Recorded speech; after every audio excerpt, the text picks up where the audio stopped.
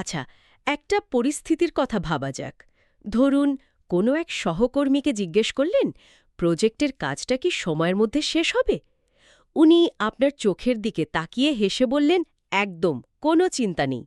কিন্তু কথাটা বলার সময়ই দেখা গেল উম, তার হাতটা নিজের অজান্তেই ঘাড়ের পেছনে চলে গেল, আলতো করে ঘষতে শুরু করল। কথাটা কানে যতটা আত্মবিশ্বাসী শোনাল, শরীর কিন্তু অন্য একটা গল্প বলছিল।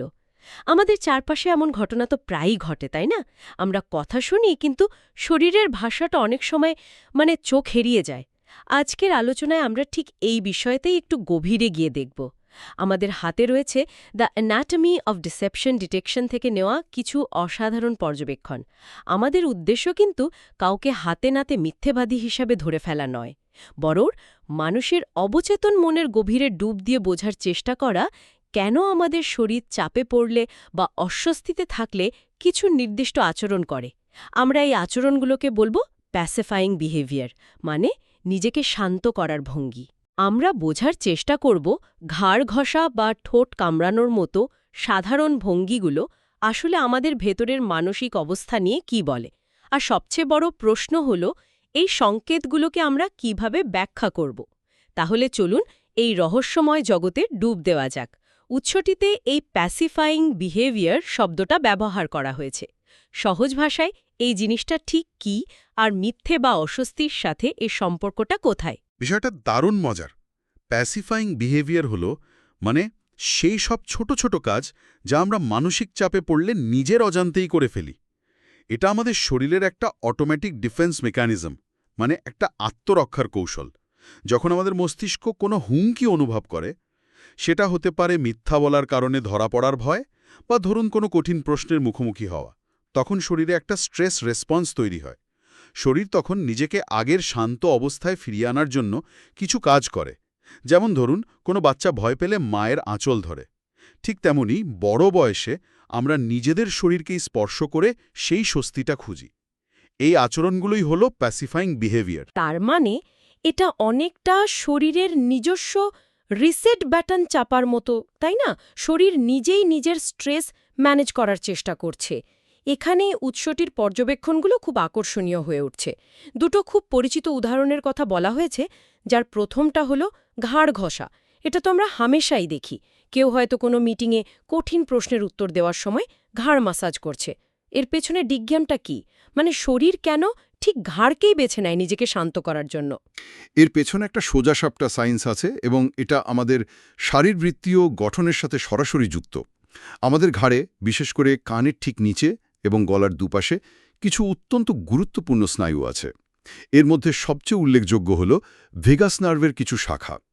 এই ভেগাস নার্ভ আমাদের শরীরের প্যারাসিম্প্যাথেটিক নার্ভাস সিস্টেমের একটা বড় অংশ নিয়ন্ত্রণ করে, যার কাজ হল শরীরকে শান্ত করা, হৃদস্পন্দন কমানো, রক্তচাপ স্বাভাবিক করা। ও আচ্ছা, যখন আমরা চাপে থাকি, তখন আমাদের সিম্প্যাথেটিক নার্ভাস সিস্টেম সক্রিয় হয়ে যায়। হার্টবিট বেড়ে যায়, তাই তো? হ্যাঁ, ঠিক তাই। হৃদস্পন্দন বাগে, নিঃশ্বাস দ্রুত হয়। এই অবস্থায় যখন কেউ অবচেতনভাবে ঘাড় ঘষে বা মাসাজ করে, তখন সে আসলে এই ভেগাস নার্ভকে উদ্দীপ্ত করছে। এর ফলে মস্তিষ্কে একটা সংকেত যায় যে সব ঠিক আছে, এবার শান্ত হও। ফলস্বরূপ হৃদস্পন্দন একটু কমে আসে আর মানুষটা একটু স্বস্তি বোধ করে।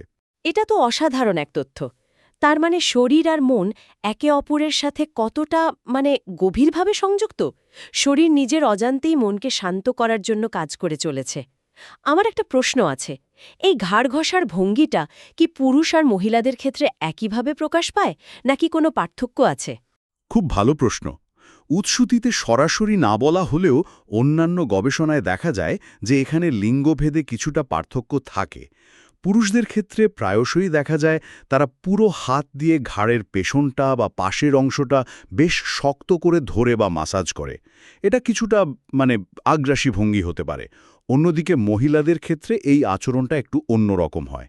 তারা হয়তো আঙুলের ডগা দিয়ে আলতো করে ঘাড়ের পাশটা স্পর্শ করে, অথবা গলার সামনের দিকে যে একটা ছোট গর্তের মতো জায়গা আছে, যেটাকে সুপ্রাস্টর্নাল নচ বলে, সেখানে হাত রাখে।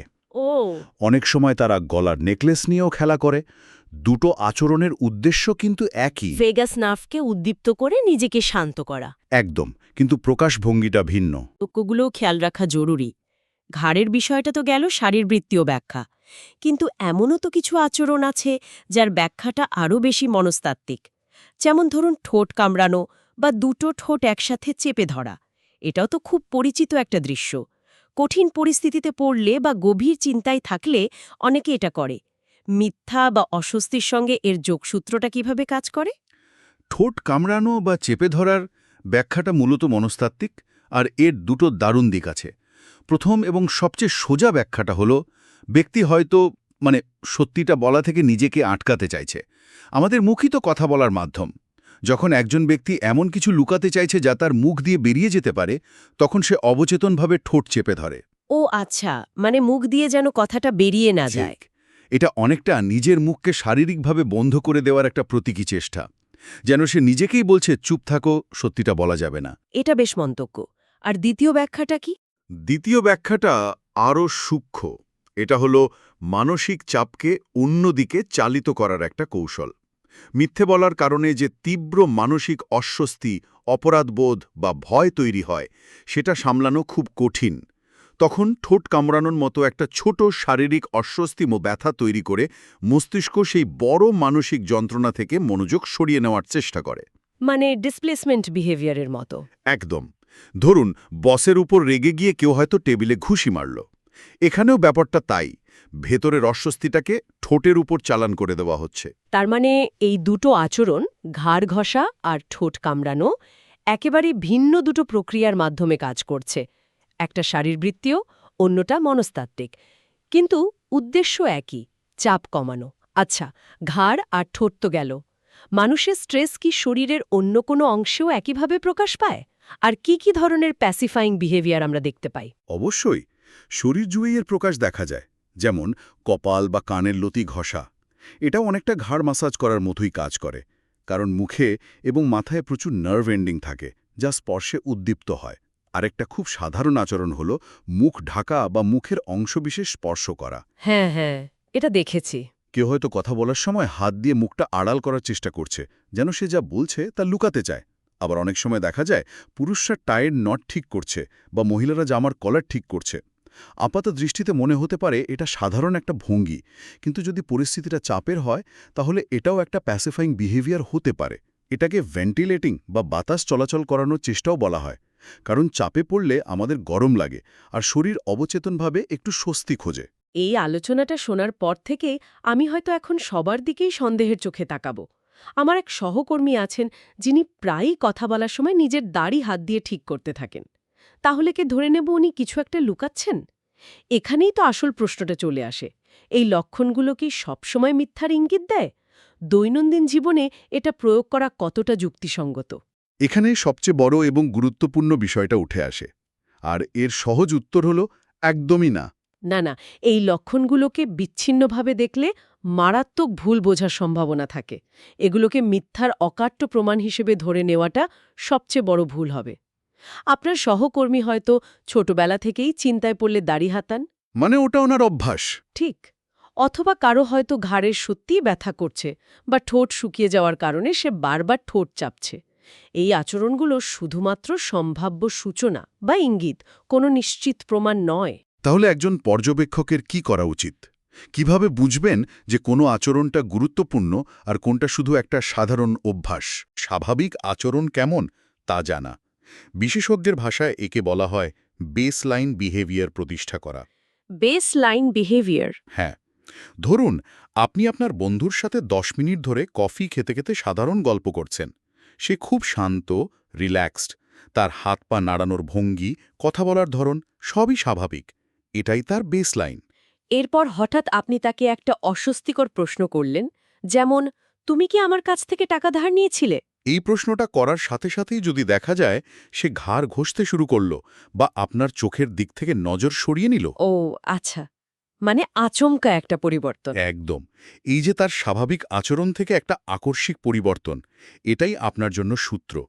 পরিবর্তনটাই মূল চাবিকাঠি, আচরণটা নয়। তার মানে আচরণের পরিবর্তনটাই আসল সূত্র। এটা খুব গুরুত্বপূর্ণ একটা পয়েন্ট।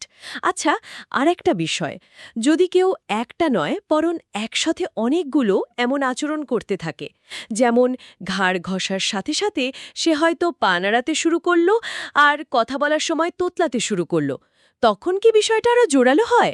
একদম ঠিক।